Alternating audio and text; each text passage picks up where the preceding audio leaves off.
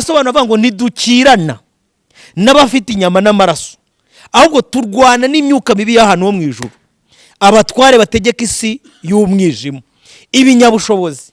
Sibyo? Ese Bibiliya ivuze ngo abatware bategeka isi y'umwijima, ibivuze iki?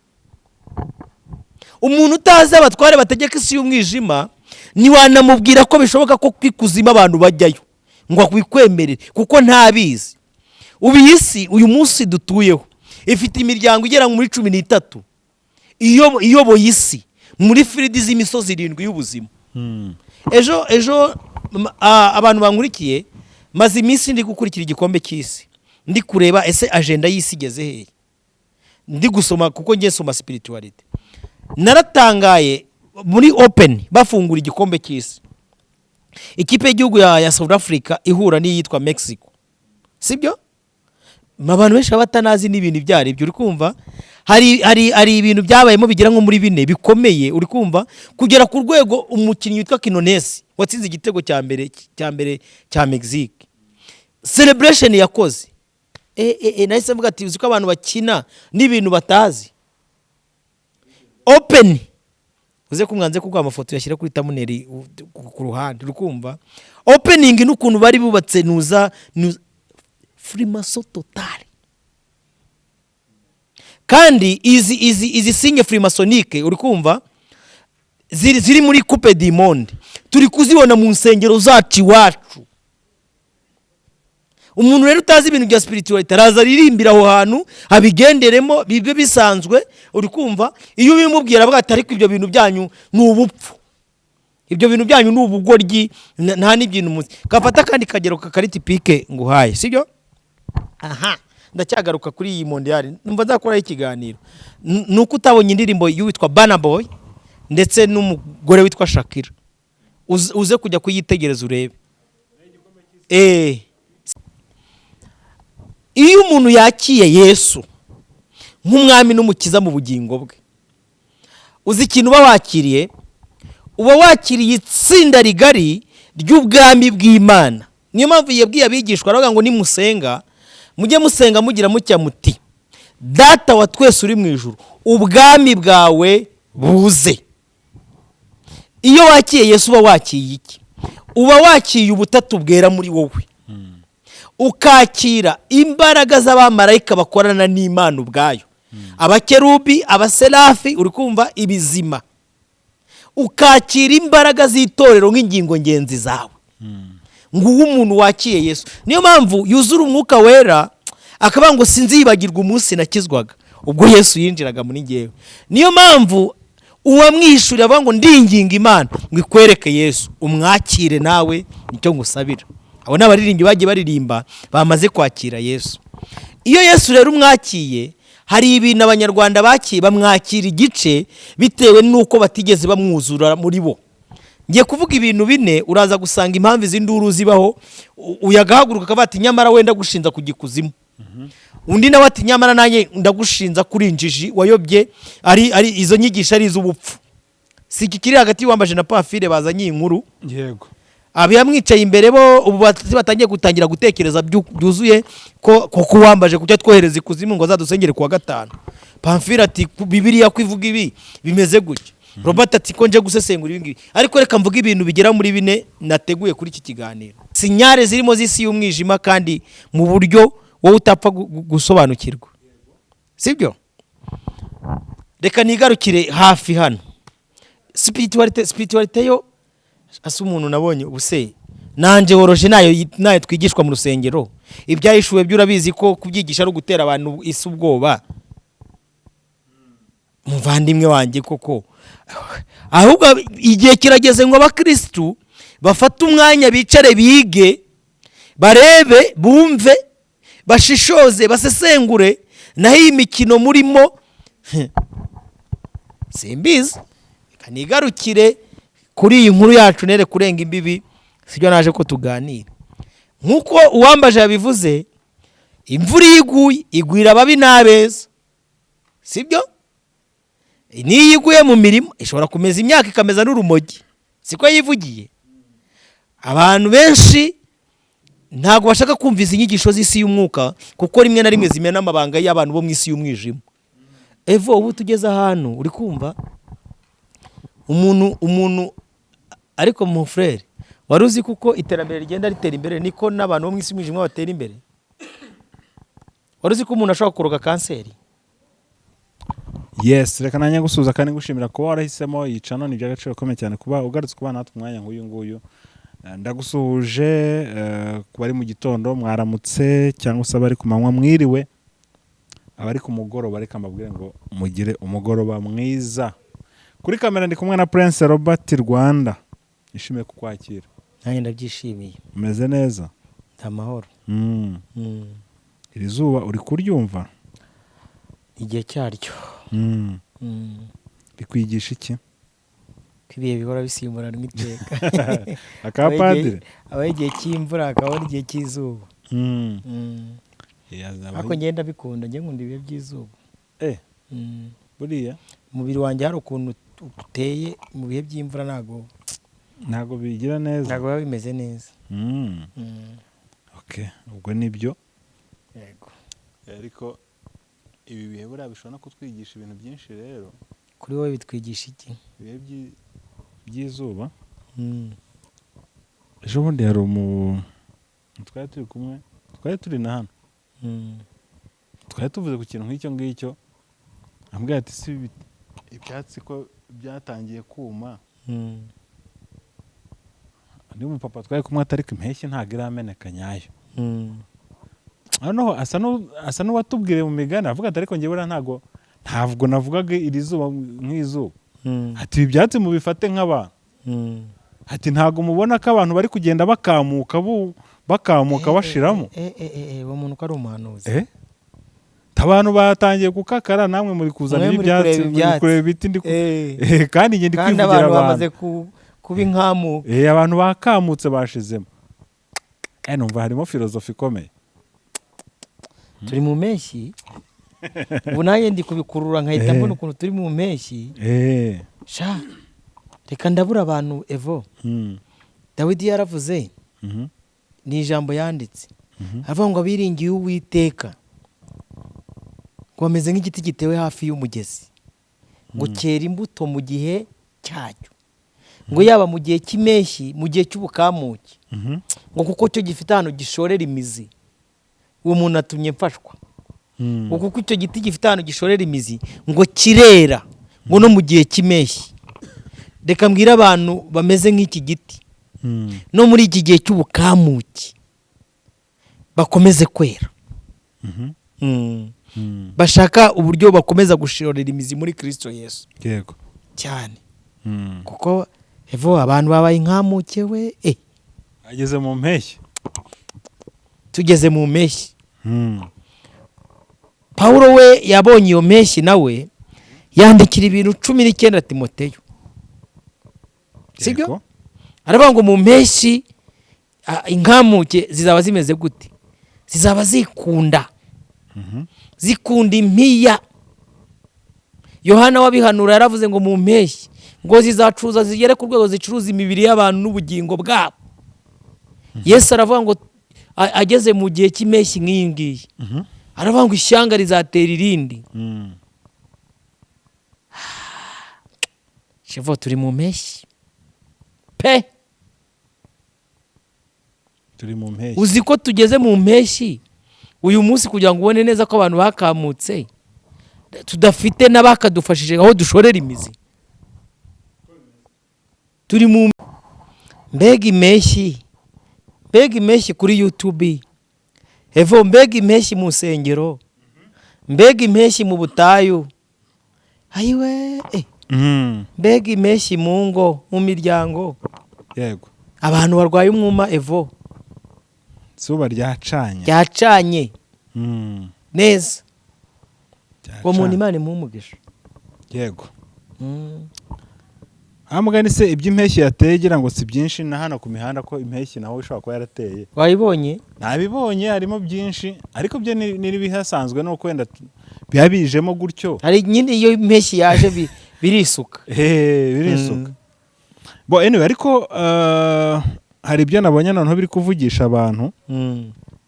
Hari umugabo bita Pasiteri Wambaje region yari w'ururembo rwa Musanze, ariya ni Muhoza, ubu byabaye iby'amajyaruguru hari sinzi. Oya, sari muri batanu. Nibyo, ni ururembo rw'amajyaruguru. Ahubwo icyicaro kiri kuri Ntoza kuri Paruwasi ya Musanze. Hahoze hitwa Muhoza. Sinzi nibi ariko itorero ndumva ari Muhoza, itorero rya Muhoza. Ariko hakaba hari n'icyicaro cya Paruwasi ya Musanze. Ndumva niba ntibeshye. Hari inyigisho aherutse gutanga, naba nyiri kuvugisha abantu mu buryo butandukanye. Bamwe bakavuga batari kohereza abantu ikuzimu. Sinzi niba barayumvishe, ariko abantu niba bataraniyumvishe. Yazamuwe n'uwashyingiwe. Yego. Sibyo? Nabwo harimo akantu washyingiwe. Dukomeze. Nabibonye. Njya no gukurikirana icyigisho Wambaje yigishije. Ngo numve. Kuko tugeze mu isi, umuntu afata akantu gato yakagakata, yamara kugakata akakerekanisha uko ashaka. Wakurikirana umuntu wigishije ibyo bintu byose, ugasanga icyo bakatiye ako kantu si cy'uwo muntu yigisha, asanga nta rwose ntaho bihuriye. Kabiri, mw'abantu mwe muzwi b'ibyamamare mufite abantu babakunda, nk'uko Uwambaje arakunzwe papa. Wambaje arakunzwe, utagira ngo Pamphile uri kumuganiraho waroroheje, nawe afite imitima yabo yigaruriye. Na Robert turi kubaganiriza afite imitima y'abamukunda. Evode nawe uyoboye iki kiganiro nawe afite imitima y'abamukunda cyane. Abantu baremye udutsinda n'udutsiko n'udusosiyete tugiye dutandukanye, tumwe batwita Dacano, utundi twitwa Caci, uri kumva. Buri muntu wese afite umukunda. Ariko reka mbabwire, umuntu wambaye umwambaro w'ikintu gituma bamukunda witwa Yesu. Musake, muri iyi mpeshyi musaka ahantu hari amazi. Murebe neza niba ari Yesu ukuri, niba atari Bari Yesu cyangwa Yesu wundi. Usake muri Uwambaje urebe neza niba ari Yesu ukuri. Usake muri Pamphile urebe niba ari Yesu ukuri. Ariko reka tubanze twumva Uwambaje. Reka ndumva nshaka ko tumwumva. Oya, nsanze tugomba kumwumva kugira ngo n'abadukurikiye nabo bataza kumva basake tuba orientation yo gusaka. Yego, cyangwa se nabo baze kuvuga bati ibyo muvuga ariko mwamubeshye, cyangwa se ibyo yavugaga nyine urwo rugwa ni ibikoresho byo gusaka. Giye umusidagira ngo abantu basake neza barebe niba hari amazi y'ukuri koko y'ubugingo. Kuba umunyarwanda narebera ku mihigo y'u Rwanda, hari uko u Rwanda rukora, niyo ntazajya no mu ijuru, ariko nibura nabaho no mu isi. None ijuru ntaryo zajyamo, no mu isi yarakunaniye. Byombi byarazi. Abanyamusanze niba muri kubona ibintu bizamuka hano, biriya ntimuvuge ngo bisaba amasengesho. Bari abantu batari amazu wasanga nta n'isabato bajyamo, nta na nibature, nta na saa sita. Iyo bimaze kubayobera muravuga ngo bagikuzimu. We wazagiye yose nawe uzageyo. Nigeze nicara umuntu arambwira ngo abantu bagikuzimu, barambwiye ngo uriya muntu ngo twarakoranaga ngo buki ngo gikuzimu gagafata iginga kareshyira ku nyanja ngo bakamuha amafaranga. Ngira abakristo icyo gihe ndababwira nti rero n'ubundi ukuzimu, n'ubundi imitekerereze yawe n'ubundi umeze nk'ubikuzimu, n'ubundi wambuye abantu, n'ubundi uri igisambo, inzu ubamo ntuyishyura, ufite amadeni adashira, ukuzimu kuruta uko nukuye. Ndaha uburenganzira ku gikuzimu, bakajya bajyayo kuwa mbere, kuwa gatandatu bakabagarutse. Muzaba mugenda kuwa mbere mugikuzimu kwa Satani, nimugerayo mwavuze ngo kubakora amafaranga muyanzanire njyewe, ariko ariho nimero za Beneri, inote ziriho imibare ya Beneri, ngiye muyampe muyavanyeyo mupfa kuyanzana, nindangiza mwishyurira abana b'anyamashuri. Mwibaze ikuzimu muvuga mwagiye kuyaka Satani, uzi ko mwaba muri intwari mugiye kuyamwaka mukishyurira abana b'anyamashuri. Munanirwa gukora no gutekereza, mugahita mufata ibintu ngo bagikuzimu. We wagiyeyo ukazagaruka ko tuzagusengera uvuyeyo. Uzaze nzagusengera uvuyeyo, ufa kuyazana ariho nimero za Beneri. Uyazane mu Rwanda bayapime basange yemewe. Iyo ni imitekerereze ipfuye. Ndashaka kubabwira ko Imana yacu ukundi iteye, yiri kubiba Imana imanuye imvura mu Rwanda. Ibintu bimera ni by'abantu bateye. Nisubiremo, Imana imvura iguye igwa mu murima w'itabi ry'urumogi, ari imvura Imana itanze. Imvura iguye igwa mu murima w'abarokore, umurima w'abisilamu, umurima w'abadive, umurima w'abagatolike, umurima w'abadasenga, umurima w'abapagani. Imana igusha imvura mu mirima y'iki? Y'ababi n'abeza. dushaka turekera aho ngaho. Yego, ubutumwa burasobanutse rwose. Abajya gusaka nababwiye ngo mugende musake. Bajye gusaka. Musake. Nababwiye ngo musake Yesu uri muri Robert, musake buri tsinda ryose ry'umuntu mufana hano mu Rwanda mukurikira. Mujye mumanza musake mwumve. Musake mwumve ni Yesu ukuri. Ariko buretse gato mbere yo kutangira analize zawe. Naka kantu naza kataza kunyibagira. Yatangire ku kantu kameze nk'akantu umuntu bita amasharene yigeze kuvuga. Yego. We yavuze ati ni nko kuvuga ati mubure ibyijuru muzabibure no mu isi mwaranabibuze. Mama Sharene yigeze kuvuga akantu gasa nk'aka, avuga tugasanga wagiye gusambana, bakubaza ngo wasambana iki, ngo irindazi na keke. Wasambana iri bure taje tukanabibona ko waguye kugashyitsi. Ubundi umuntu none wambaje nawe ati ibyijuru ntabyo uteze. Iteka ryose umuntu avuga. Basi nibyo wakoreye n'ibyisuka bibona. Iteka ryose umuntu avuga ibimwuzuye. Cyo ni icya mbere. Kabiri, umuntu asa n'ibimurimo. Sibyo? Uwo wizereramo ni usa nawe. Uri kumva? Nanjye nakunze kubwira abantu ngabaga ngo ni wizera Yesu uzasa nawe. Sibyo? Ni wizera wambaje uzasa n'uwambaje. Ni wizera Robert uzasa na Robert. Ni wizera Pamphile, ni wizera Mama Sharene. Umuntu wese donc uzahitemo kwizera uzasa nawe. Kandi n'uzahitemo kugera ikirenge muke uzasa nawe. Yego. Aha.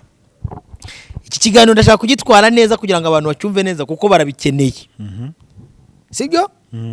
Umuntu wese ufite Yesu bajyana kwiba bikemera. Amanze yisaka amenye uwo ntago ari Yesu ukuri. N'ufite Yesu bajyana gusambana, yaba sambana irindazi cyangwa sambana etage, uwo nawe yisaka rebe Yesu ntago Yesu ari wowe ukuri. Uwo si we ndi kuvuga. Kabiri, reka ngaruke. Evo, ubu dufite ikigeragezo gikomeye kizadusaba gusenya fondasiyo abantu bubatse bavuga ngo ni ibuye rya Yesu bubakiyeho, atari ibuye rizima rya Yesu, ahubwo ari amabuye basogokuruza babo bubatse. Mu Rwanda dufite ikibazo kiri mu buryo bubiri. Hari ikibazo kiri mu ireme ry'uburezi buteye inkeke, hakaba n'ikibazo cy'ireme ry'ubukristo bitewe n'ibintu byigishijwe. Bibiliya abantu bayigishijwe bingana nuko bigishijwe, banayigisha bingana nuko bigishijwe. Turagendana gakeya kugira ngo abantu baze kunyumva neza. Iyo umuntu yakiye Yesu nk'umwami n'umukiza mu bugingo bwe, uzi ikintu uba wakiriye? Uba wakiriye itsinda rigari ry'ubwami bw'Imana. Niyo mpamvu yabwiye abigishwa aravuga ngo nimusenga mujye musenga mugira mutya muti Data wa twese uri mu ijuru, ubwami bwawe buze. Iyo wakiye Yesu uba wakiye iki? Uba wakiye ubutatu bwera muri wowe. Ukakira imbaraga z'abamarayika bakorana n'Imana ubwayo. Abakerubi, abaserafi, uri kumva ibizima. Ukakira imbaraga z'itorero nk'ingingo ngenzi zawe. Nguwo umuntu wakiye Yesu. Niyo mpamvu yuzura umwuka wera akaba ngo sinzibagirwa umunsi nakizwaga ubwo Yesu yinjiraga muri ngewe. Niyo mpamvu uwamwishurira avuga ngo ndinginga Imana ngo ikwereke Yesu umwakire nawe nicyo ngusabira. Abo n'abaririmbi bagiye baririmba bamaze kwakira Yesu. Iyo Yesu rero umwakiye, hari ibintu abanyarwanda bakiye bamwakira igice bitewe nuko batigeze bamwuzura muri bo. Ngiye kuvuga ibintu bine uraza gusanga impamvu izinduru zibaho. Uyagahaguruka akabati nyamara wenda gushinza kugikuzimu. Undi nawe ati nyamara nanye ndagushinza kuri injiji wayobye ari izo nyigisha ari iz'ubupfu. Si kikiri hagati wambaje na Pamphile bazanye inkuru. Yego. Abiyamwicaye imbere bo ubu batangiye gutangira gutekereza byuzuye ko kuwambaje kujya twohereza ikuzimu ngo zadusengere kuwa gatanu. Pamphile ati Bibiliya kwivuga ibi bimeze gutya. Robert ati ko nje gusesengura ibi ngibi. Ariko reka mvuga ibintu bigera muri bine nateguye kuri iki kiganiro. Ubu dufite abantu bigisha ibitangaza bya Yesu. Bahita babyandurukana kandi koko yarabikoze. yaba i Galilaya, abo yahumuye, abo yazuye, abo yakijije, abo yarengeye. Yesu yakoze ibitangaza, n'uyu munsi aracyabikora, kuko uko yari ari icyo gihe n'uyu munsi niko ari. Mu Rwanda inyigisho nyinshi ziba mu madini, cyane cyane yitwa Gipantekote, abigisha benshi nako nta n'abigisha dufite bakeya. Naza gusobanura impamvu mvuze ngo dufite abigisha bakeya. Abitwa bavuga butumwa benshi bose bagenda bazengurukana ibyigisho bivuga ku bitangaza bya Yesu. Ndabeshya? Biragwiriye, n'inyigisho zabyo ziragwiriye kugera ku rwego n'abakristo, kubera ko byababanye byinshi. N'umukristo abazi kuba ari inkuru z'ibitangaza Yesu yakoze n'amagambo ajyanye n'ibyo bitangaza. Ububajije abakristo bo mu Rwanda ukababaza ngo nimuvuge ku ijambo rivuga ku ishoka, uri kumva, ya Elisa, barayikumanukira ukumva bye. Ubabwiye uti mumbwire ukuntu Dawidi yatsinze Goliyati, babisubiramo ukumva ni bye, kuko uwateraniye ku Muhima ku wa mbere yarazamutse ageze Nyarugenge asanga bavuga butumwa nibyo bari kwigisha. Avuye yageze hano Kamashashi asanga nibyo, aje i Remera asanga nibyo ngibyo, kuko ababisikana nabo ngabo. Icyo ni icya mbere. Icya kabiri, inyigisho za mbere za Yesu, ibya mbere bya Kristo byo kwigisha umuntu kureka icyaha no kukirinda, barabyigishijwe. Ariko nakubwiye ngo iyo wakiye Yesu ubu mwakiranye byose. Ase abantu bari bazi ko mu bwami bw'Imana harimo n'icyo bita ubwiru bw'ubwami bw'Imana. Ngiki rero ahantu bageze abantu mu bwiru bw'ubwami bw'Imana harimo icyo bita abigisha. Bibiliya yerekana ukuntu Yesu yuzuye byose, ariko yahaye bose impano zigiye zitandukanye. Ikavuga ngo bamwe yabahaye kuba abahanuzi. Buriya sureba Evo, guhanura. Iyo bavuze guhanura, ejo undi nandi gukora ikiganiro ndi kuvuga ubu ngubu hari abantu binjiye mu mitekerereze y'Imana. Abantu nk'ubu mu Rwanda abantu bazi ko urose perezida ngo urose Imana. Siko abantu benshi babizi? Inzozi bose bakubwira ko urose perezida urose Imana. Ubusa abantu batuye nko mu bihugu birimo ba perezida, uri kumva, babanyagitugu nk'abakimu. N'urugero nyine nguhaye nk'umuperezida nk'abakimu Jongo Yungu, niba ari Jongo Yungu niba ari indi, sibyo? Reka ibyo mbyihorere, kambyihorere, sibyo? Buri gihugu cyose na perezida wabo baba bamwemera ku giti cyabo. Cyo kanyishyire ku ruhande twikomereza. Mu bijyanye n'ubwiru, umuhanuzi, ubundi umuhanuzi w'Imana avuga amarangamutima y'Imana ishaka kubwira abantu bayo. Hakaba icyo bita umuvugabutumwa. Umuvugabutumwa ni iki? Ni umuntu ujyana ubutumwa bwa Yesu Kristo amuhaye, cyangwa se akajyana ubutumwa bwa Yohana Umubatiza. Kuko ubu dufite n'abantu babwirijwe ubutumwa bwa Yohana Umubatiza batigeze bahura n'ubutumwa bwiza bwa Yesu Kristo. Kafata nk'urugero rwa hafi uzitegereze. Buriya nk'uyu mushiki, nk'abashiki bacu bavuge cyangwa byihorere, hari abakobwa beza bajya bigisha inyigisho za Yohana Umubatiza. Hano mu Rwanda mubakunda kubi. Umuntu wigishijwe inyigisho za Yohana Umubatiza nagira amahirwe yo guhura na Yesu ngo amwibatirize, uwo muntu aba afite ikibazo. Ni inyigisho zibwira abantu murapfuye, murarimbutse, ndi kubabona muri abasambanyi, ndi kubabona muri abajura, uri kumva, nyamara ntubabwira uza kubakuraho ubujura. Umuntu hari igihe umuntu aza mu materaniro, uri kumva, hagahagarara ati mukababwire mwabajura mwe murapfuye. Iyo ubwiye umujura ko ari umujura n'ubundi asanzwe azi ko ari umujura, rero cyangwa akora iki? Soza kumubwira ko ari umujura, nurangiza umubwire imbaraga z'uwakuyeho ubujura. Nyine nanjye nibwo ndi kukubwira, mubwira inyigisho za Yohana, hanyuma uhita uzigeza kuko Yohana yavuze. Avuze ati ngiye ndi kubabatirisha amazi, ariko uzaza sinabasha no gupfundura ubushumi bw'inkweto ze, azababatirisha umwuka wera. Bwira umuntu ubwira ngo nubwo uri umusambanyi mwuzaniye inkuru nziza, hari umuntu ukuraho ubusambanyi kandi ukera de. Nubwo uri umujura, ubujura bwakunaniye, mwufitiye amakuru meza, hari uwabambwe ku musaraba abambiwe ibyaha byawe. Yego, nicyo ngicyo. Noneho reka twinjire nk'icyo bita spirituality, inyigisho z'intambara z'umwuka. Ntago hano mu Rwanda benshi bazigisha, n'abagerageza kuzigisha nabonye abantu babaye insere muri zo. Ni bamugwiza, ni wa wundi Sani. Buriya Sani arusha abakristo benshi spirituality. nyine iyo bavuze ngo spiritualite, reka dufate nk'urugero rwa hafi, ni ijambo Pawulo ubwe yivugiye ayandikira Abefeso. Yaravuze ngo ibisigaye mukomerere mu mwami no mu mbaraga z'ubushobozi bwe bwinshi, mwambara intwaro zose z'iki z'Imana, kugira ngo muhagarare mubashe gutsinda uburiganya bwose bw'umwanzi ku munsi mubi. Sibyo? Arasobanura avuga ngo ntidukirana n'abafite inyama n'amaraso, ahubwo turwana n'imyuka mibi y'ahantu ho mu ijuru, abatware bategeka isi y'umwijima, ibinyabushobozi. Sibyo? Ese Bibiliya ivuze ngo abatware bategeka isi y'umwijima, ibivuze iki? Umuntu utazi abatware bategeka isi y'umwijima ntiwanamubwira ko bishoboka ko kwikuzima abantu bajyayo ngo akwikwemere, kuko ntabizi. Ubu iyi si uyu munsi dutuyeho ifite imiryango igera muri 13 iyoboye isi muri firidi z'imisozi 7 y'ubuzima. Ejo abantu bankurikiye, maze iminsi ndi gukurikira igikombe cy'isi, ndi kureba ese agenda y'isi igeze hehe, ndi gusoma kuko ngiye soma spirituality. Naratangaye muri open bafungura igikombe cy'isi, ikipe y'igihugu ya South Africa ihura n'iyitwa Mexico. Sibyo? Abantu benshi batanazi n'ibintu byari ibyo, uri kumva hari ibintu byabayemo bigira nko muri 4 bikomeye, uri kumva, kugera ku rwego umukinnyi witwa Quinones watsinze igitego cya mbere cya Mexique, celebration yakoze nahise mvuga ati uzi ko abantu bakina n'ibintu batazi. Open uze kumwanze kuko amafoto yashyira kuri thumbnail ku ruhande, uri kumva opening n'ukuntu bari bubatse nuza Freemason total. Kandi izi sinye Freemasonique, uri kumva, ziri muri Coupe du Monde, turi kuzibona mu nsengero zacu iwacu.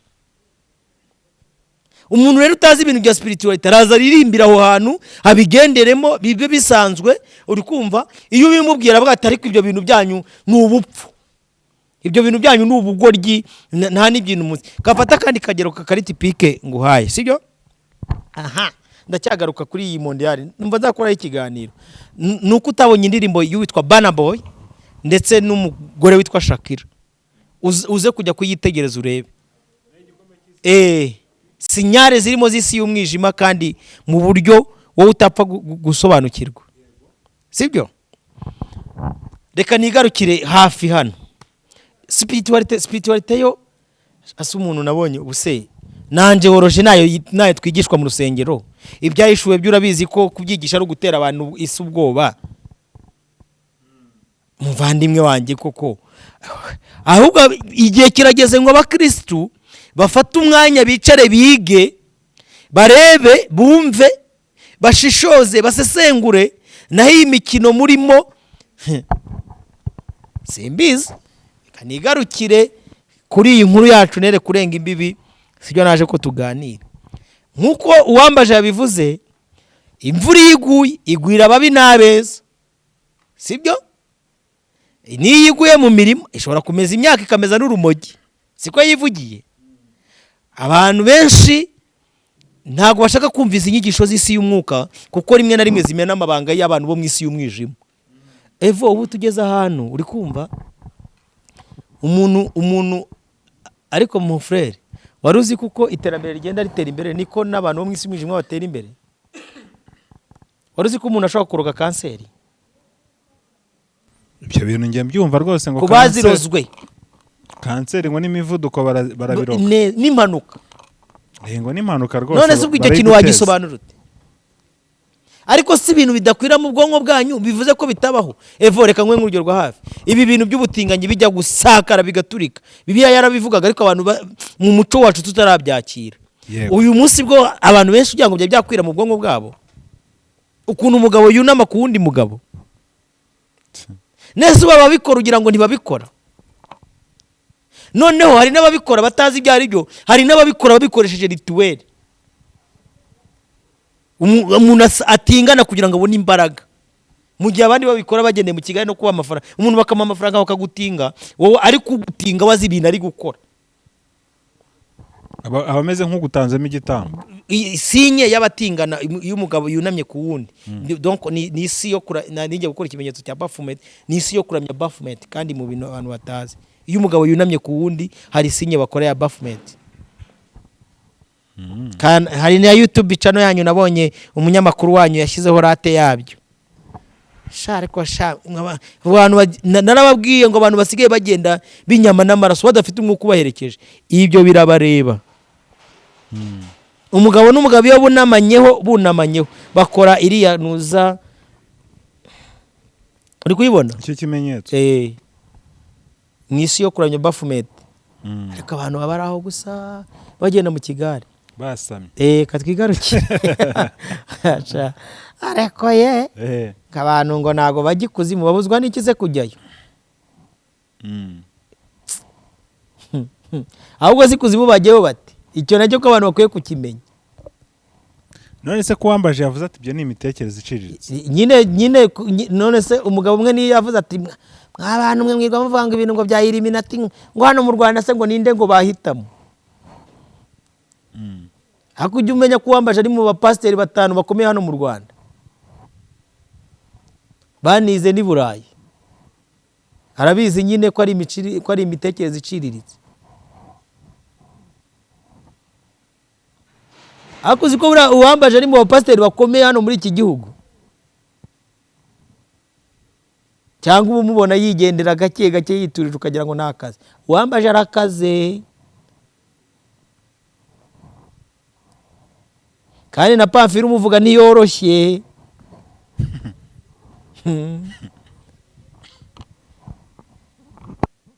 Sibyo? Uwambaje abantu baramukunda Evo cyane ku rwego rwo hejuru, sibyo? Yego. Ari mu bapasiteri bakunzwe. Ari mu bapasiteri bakunzwe cyane muri ADPR. Sibyo? Cyane rwose mu itorero ry'umwuka. Rero urumva ko byanze bikunze akazi k'Imana ari kugakora neza. Anyway, wa mugane ka twigarukire kuri ibi bintu byo kuvuga ngo izuba ryaracanye. Abantu bakwiye gukora iki? Abantu nababwiye ngo barebe niba imizi yabo ishoreye muri Robert, cyangwa ishoreye muri Uwambaje, cyangwa ishoreye muri Gitwaza, muri Masasu, muri Pamfile, muri bose, muri Evode n'abandi, cyangwa se niba ishoreye muri Kristo. Nose ushaka kudukura kuri badadi? Ushaka kudukura kuri badadi? Navuze ngo umuntu areba ahantu imizi yishoreye. Nta muntu mvuze ngo ave arebe niba ishoreye muri Kristo Yesu. Nkanjye ubu rwose nanze umugabo ndamuhamiriza imbere y'amaso y'abantu, numva imizi yanjye ishoreye muri Kristo. Aho urashaka kudukura kuri badadi? Hako babakuraho bibaho se, kandi badadi bacu nibo batugererayo. Ni ukuri bagenda bakajya ku Mana basubijeho umwenda wari ukingije ahera, ati subiraho wawutabuyemo ntabwo tumushaka, twe tuzajya tubagererayo. Ntabwo mabakuyeho ugumeho. Ariko uzi ko wenda uretse ko tujya tubivuga duseka, ngewe niyumviye aho abantu basenga ngo Imana ya dadi wacu runaka, aho naho wumvishije umwenda barawufashe yari abyumvishe ndikanga. Umwenda barawufashe baradodonyeza muri dodo ati Imana ya dadi wacu ubwo nyine runaka ni izina ryo umudadi nyine bavuga. Ndikanga pe, Imana izina ry'Imana ye nose ntago ari Imana yawe. Oya, wene nge sinanze ntago biba bikora iyo utayishyizemo ntago bikora. Ntago bikora. None se kankubwira impamvu bidakora. Nkubwire ko uzi ko n'ibya Yesu ari uko bimeze. Bibiliya iravuga ngo nta rindi zina twahawe mu isi no mu ijuru ryo gukizwamo usibye izina rya Yesu Kristo. Abanyamasengesho muri hano niba mwumva beshya, muzirukana abadayimoni muvuga ngo turabirukanye mu izina ry'Uwiteka cyangwa se mu izina ry'Umwuka Wera, ntago bahava. Ariko kubera ko izina rya Yesu ari ryo zina ryo gukirizwamo, ipfa kuvuga ati turakwirukanye mu izina rya Yesu Kristo. Iyo uryuzuye uryizereramo abadayimoni barahunga. Iyo utaryizera barakubaza ati Yesu uvuga turamuzi, sibyo? Wowe urinde. Nuko abadayimoni bakora cyangwa bakagusuzugura ntibanavuge bakakwihorera. Hari abantu bikebagura bakikanya ngo dayimoni ivugire mu muntu akajya kukuniga gatsinda cyangwa urufuzi ruza akadayimoni agate ko nk'iki kiranyirukana kiri muntu. Ariko iyo bavuze ngo mu izina rya dadi nuko baba ari niwe terivari arega ni ibintu bubaka. Evo nzamabanga y'abapasiteri b'i Kigali byihorere. Ubu uyu munsi gahunda ni connection, unasambana n'uwo bereje gutya ukozamo nawe ugendana aba ari urusheni kugira ngo unabyumve neza. Isi sha itwikiye amabanga mwana, iyi si yacu dutuye itwikiye amabanga evo, uyatwikuruye nibwo wamenya umunuko. Naho abantu bareka ibyo bitekerezo biciriritse mubyihorere. Ariko isi ifite iyi si yacu ifite amabanga wowe yapfunduye hano. Sureba kuri abapfunduye ya Hepseni nabwo bapfunduye igice, siwumvishe ko bazanye igice. Yego. Ubu sureba hano mu Rwanda ukuyeho umutemeri. Nuko mwabona hano mu bushyira. Iby'isi n'amabanga. Shawe. Abantu barekwaye. Roba, ikiganiro dushaka tugisoreze. Reka dusoze. N'ubundi ngo abantu ubundi iki kiganiro kirimo concretité iki. Mwese mwisake. Urebe niba Yesu tunza ari ukuri, si ari ikindi. Nebyo gukana baso ngo Pafire yavuze, ngo Wambaje yavuze, ngo Robert yavuze, muratagangara murumagara nkuko hoze ubivuga. Icyo kuzimana igumugisha ra jambo numvishe ryagukiye muri ngewe. Ngengira ugutwi kumva ibintu birenze uko tubitekereza. Ubwo nyine umuntu udafite ashorera imizi. Dushimira abadukurikiye ibiganiro byacu byo nakagaruka. Ciao ciao.